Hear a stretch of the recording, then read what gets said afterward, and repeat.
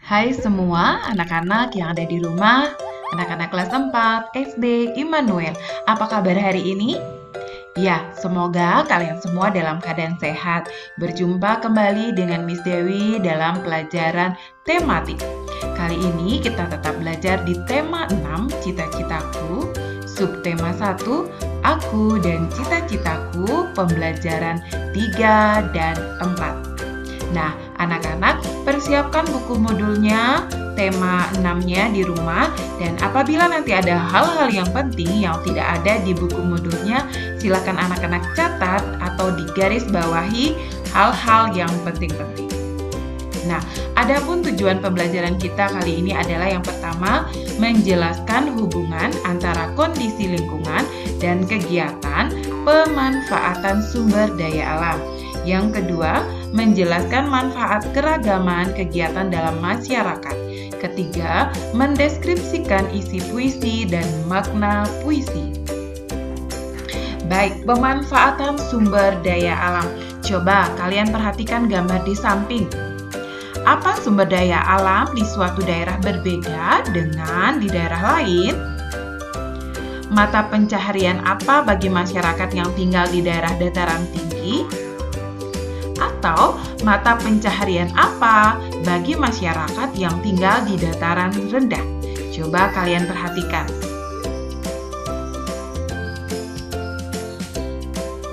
Tumbuhan merupakan salah satu bentuk sumber daya alam hayati. Setiap tumbuhan memiliki karakteristik hidup yang berbeda-beda. Berikut contoh pemanfaatan dan karakteristik tempat hidup tumbuhan. Yang pertama, padi. Padi merupakan salah satu tumbuhan yang dibudidayakan melalui usaha pertanian. Padi dapat hidup di dataran rendah dengan sumber daya air melimpah. Padi dimanfaatkan sebagai bahan makanan pokok orang Indonesia. Jerami padi dapat dimanfaatkan sebagai pakan ternak sapi. Teh. Teh dibudidayakan dalam bentuk usaha perkebunan. Teh dibudidayakan di daerah pegunungan dengan suhu udara yang sejuk. Teh dimanfaatkan daunnya dengan cara dikeringkan. Daun teh biasa digunakan sebagai bahan baku pembuatan minuman dan kosmetik. Nah, anak-anak, dari dua tumbuhan yang sudah kita lihat karakteristik dan pemanfaatannya, padi biasanya ditanam di dataran rendah, sedangkan teh ditanam di dataran tinggi supaya menghasilkan kualitas atau tumbuhan yang baik dan tumbuh subur. Nah, keragaman sumber daya alam mempengaruhi kegiatan ekonomi atau mata pencaharian masyarakat. Kegiatan pemanfaatan sumber daya alam dibedakan menjadi beberapa jenis usaha, antara lain. Pertama, usaha agraris berkaitan dengan pengelolaan tanah atau air seperti pertanian, perkebunan, perikanan, dan kehutanan. Yang kedua, usaha ekstraktif yang mengelola penggalian atau mengambil dan mengumpulkan kekayaan alam yang sudah tersedia. Contoh, usaha pertambangan dan pembuatan garam. Yang ketiga, itu ada usaha industri yang mengelola bahan mentah menjadi bahan siap dikonsumsi. Bahan mentah ini berasal dari alam. Yang keempat, usaha jasa. Antara lain seperti jasa angkutan, pergudangan, dan keuangan. Nah, anak-anak, itu ya beberapa keragaman sumber daya alam yang mempengaruhi kegiatan ekonomi dan mata pencaharian masyarakat. Selain itu, ada juga sumber daya alam nanti yang tidak dapat diperbaharui yang dikelola oleh masyarakat untuk kebutuhan hidupnya. Keragaman merupakan kekayaan bagi kita dan tidak harus membuat kita terpecah belah jika setiap individu bersikap bersatu. Sesuai dengan semboyan Bhinneka Tunggal Ika yang memiliki arti, walaupun berbeda-beda tetapi tetap satu. Setiap individu memiliki cita-cita yang berbeda-beda ya anak-anak. Misalnya, adik bercita-cita menjadi dokter, sedangkan kakak bercita-cita menjadi pilot. Perbedaan ini karena setiap individu memiliki karakteristik yang beragam. Perhatikan ya, memiliki karakteristik yang beragam. Nah, anak-anak, karakteristik yang dimaksud antara lain budaya, ada budaya, suku bahasa, rumah adat, makanan khas, tarian, alat musik, hobi, dan sifat. Selain itu, sumber daya alam dan pekerjaan yang ada di sekitar kita juga mempengaruhi cita-cita. Manfaat adanya keragaman karakteristik individu. Nah, ada manfaatnya loh anak-anak, perbedaan itu. Apa saja ya manfaatnya? Yuk kita perhatikan baik-baik. Pertama, dapat saling melengkapi kekurangan masing-masing. Yang kedua, dapat saling bertukar ide atau pendapat. Dapat memberikan saran atau kekurangan masing-masing. Yang terakhir, dapat belajar hal-hal baru, terutama untuk meneladani sifat-sifat yang positif. Nah, selanjutnya kita akan lanjutkan dengan mendeskripsikan puisi. Nah, anak-anak, pada pembelajaran 1 dan pembelajaran 2 kita sudah belajar tentang puisi. Nah, kali ini cobalah kalian baca puisi dengan tema keragaman yang berjudul Hidupku Penuh Warna, karya D. Karitas pada bukumu halaman 12 dengan saksama dan penuh penghayatan. Nah, dari puisi tersebut kalian bisa menjawab pertanyaan-pertanyaan yang ada di bukunya. Lihat halaman 13. Nah, untuk tugas ini kerjakan di buku tulis atau di kertas lampiran, dikumpulkan pada saat mengambil modul ke sekolah. Nah, kita akan lanjutkan kembali di pembelajaran 4. Indonesia terdiri atas banyak pulau yang dihubungkan oleh lautan. Setiap pulau di Indonesia memiliki karakteristik yang berbeda-beda. Perbedaan karakteristik tersebut menyebabkan jenis sumber daya alam non-hayati di setiap pulau berbeda-beda. Sumber daya alam non-hayati meliputi apa saja? Ada sinar matahari, air, tanah, udara, dan bahan tambang. Terdapat berbagai jenis bahan tambang di Indonesia. Manusia memanfaatkan bahan tambang tersebut untuk memenuhi kebutuhan hidupnya. Perhatikan tabel di bawah ini anak-anak. Yang pertama itu ada minyak bumi, batu bara, biji besi, bauksit, emas dan perak, marmer, belerang, nikel, gas alam, dan grafit. Nah, dari ke-10 bahan tambang itu memiliki manfaat yang berbeda-beda. Jadi sumber daya alam ini adalah sumber daya alam yang tidak dapat diperbaharui.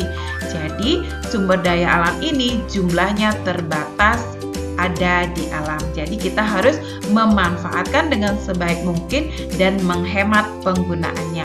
Kalian bisa baca nanti di buku modulnya halaman 13 manfaat dari sumber daya alam yang tidak dapat diperbaharui ini. Baik anak-anak, kita akan lanjutkan kembali dengan keragaman cita-cita, ras, dan suku bangsa yang ada di Indonesia.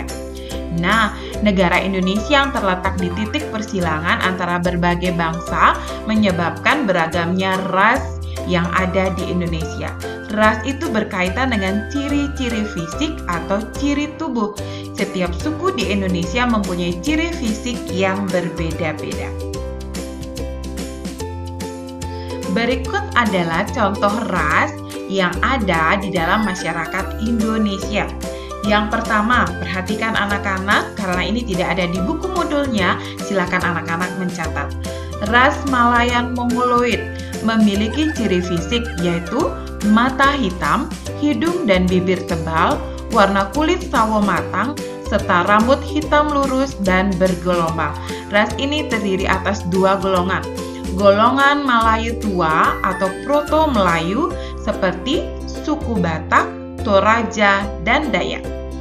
Berikutnya golongan Melayu muda, Deutero Melayu seperti suku Jawa, Bali, dan Banjar.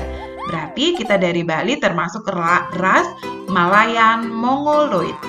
Yang kedua ada ras Asiatic Mongoloid, memiliki ciri fisik wajah oval, mata sipit, bola mata berwarna hitam kecoklatan, dan kulit putih. Ras ini seperti orang Tionghoa, Jepang, dan Korea yang sudah menyebar di Indonesia. Berikutnya ada ras Caucasoid, memiliki ciri fisik kulit putih, rambut pirang, hidung mancung, mata biru, dan dagu panjang. Ras ini dijumpai pada orang India, Timur Tengah, Australia, Eropa, dan Amerika. Berikutnya ada ras apa lagi anak-anak?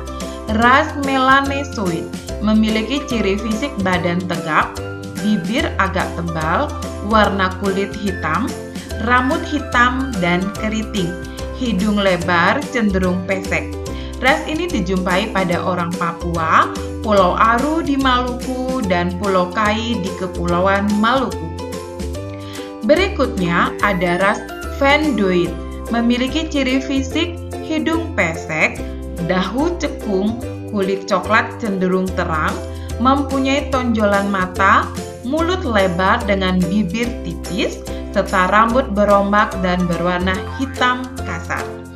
Selanjutnya ada ras Negroid, memiliki ciri fisik rambut keriting, perawakan kecil, dan kulit hitam. Ras ini dijumpai pada orang Semang di Semenanjung Malaka dan orang Mikopsi di Kepulauan Andaman. Nah anak-anak, itu ya beberapa ras yang ada di masyarakat. Nah, coba kalian perhatikan gambar berikut. Ini adalah berbagai budaya yang ada di Indonesia, yaitu pakaian adat. Nah, perbedaan ciri fisik antar ras dan suku bangsa memperkaya keragaman masyarakat Indonesia. Sikap toleransi mampu menciptakan persatuan dan kesatuan di tengah keragaman yang ada di Indonesia. Nah, anak-anak, kalian bisa perhatikan nanti di sekitar kalian ya, bagaimana keragaman orang-orang yang ada di sekitar kalian. Kalian bisa perhatikan ciri fisiknya. Dari ras yang sudah kita pelajari tadi, ada beberapa ras. Coba kalian perhatikan, apakah orang itu termasuk dalam ras yang mana? Oke? Ya, nanti silakan anak-anak bisa perhatikan orang-orang di sekitar kalian dan lihat ciri-ciri fisiknya.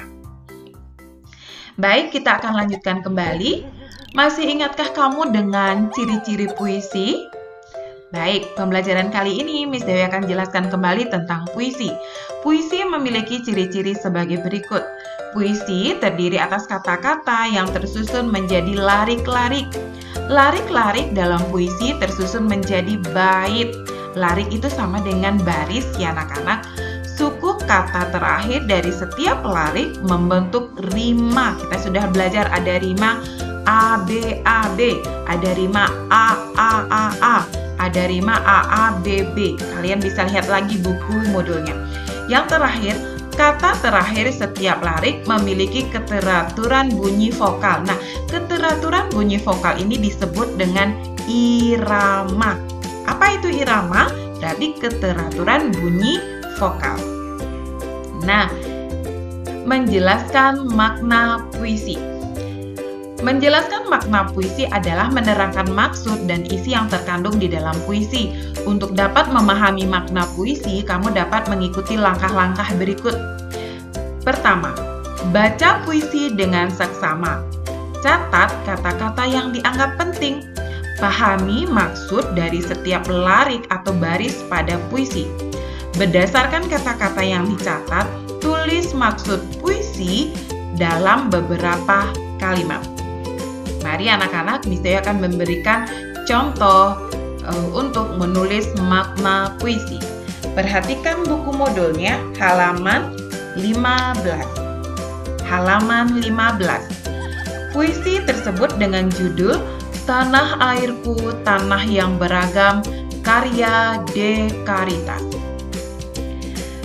Kamu menyebut dirimu orang Toraja, dia menyebut dirinya orang Papua, aku menyebut diriku orang Madura, kami menyebut diri kami orang Indonesia. kita mau lihat makna bait pertama. Jadi, bait pertama yang sudah kita baca dapat kita membuat maknanya sebagai berikut. Walaupun berbeda suku dan daerah, kita tetap orang Indonesia. Baik, perhatikan bait yang kedua. Kamu bersyukur dilahirkan di tanah para raja. Dia berterima kasih bergelar mutiara hitam.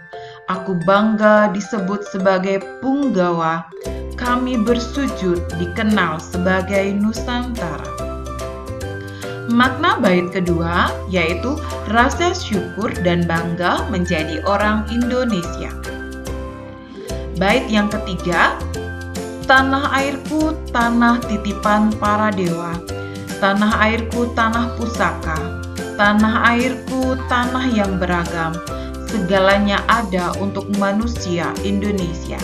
Jadi makna yang terkandung di dalam bait ketiga yaitu tanah air Indonesia sebagai tanah pusaka yang beragam, semuanya untuk kesejahteraan masyarakat Indonesia. Kita akan perhatikan bait yang keempat. Mari kita rawat Ibu Pertiwi ini. Mari kita sayangi jagat Nusantara ini. Mari kita pelihara pusaka ini demi kita bangsa Indonesia. Nah, makna bait keempat yaitu mari kita menjaga dan melestarikan kekayaan alam yang ada di Indonesia demi kepentingan bersama. Nah, anak-anak, demikian makna dari puisi Tanah Airku Tanah yang Beragam. Nanti anak-anak bisa tulis di buku modulnya halaman 16 karena kita sudah bahas bersama-sama. Nah, anak-anak, demikian video pembelajaran kita kali ini pada pembelajaran 3 dan pembelajaran 4. Semoga anak-anak paham dan mengerti. Apabila ada yang belum kalian pahami, nanti bisa tanyakan bersama dengan Miss Dewi atau dengan Mr. Agus. Baik, sampai jumpa pada video pembelajaran berikutnya. Tuhan Yesus memberkati.